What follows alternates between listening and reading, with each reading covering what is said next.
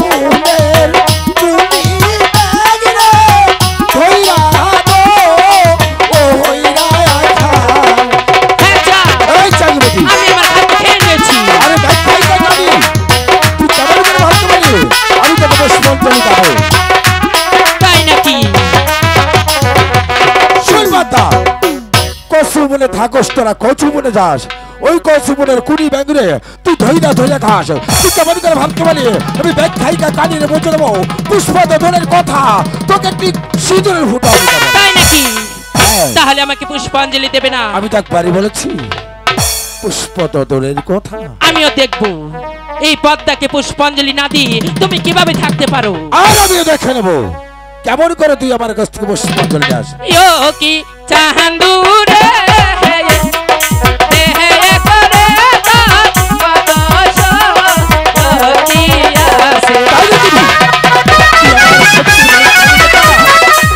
আমি তাকে শক্তির পরীক্ষা দেবো।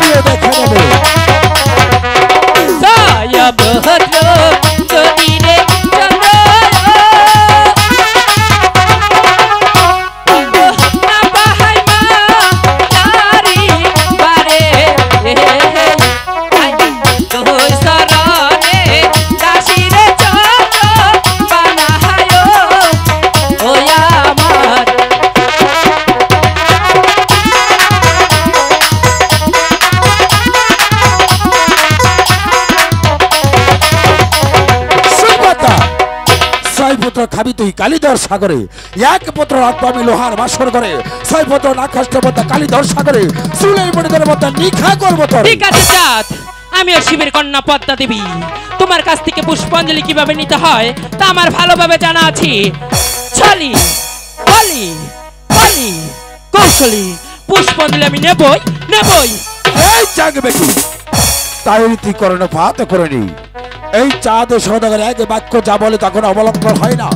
আমি দেবাদেবী মহাদেবের একমাত্র পরম ভক্ত, নাম আমার চাঁদ সদাগর।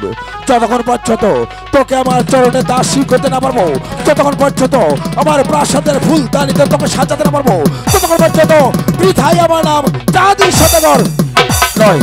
আমিও শিবের কন্যা পদ্মা দেবী, আমিও যতক্ষণ পর্যন্ত তোমার কাছ থেকে পুষ্পাঞ্জলি না নিতে পারবো ততক্ষণ পর্যন্ত আমি তোমার পিছনে ছায়ার মতো লেগে থাকবো। বিদায় চাঁদ, তোমার সাথে আমার এখানে শেষ দেখা নয়, আবারও দেখা হবে, সেই দেখার অপেক্ষায় রইলাম।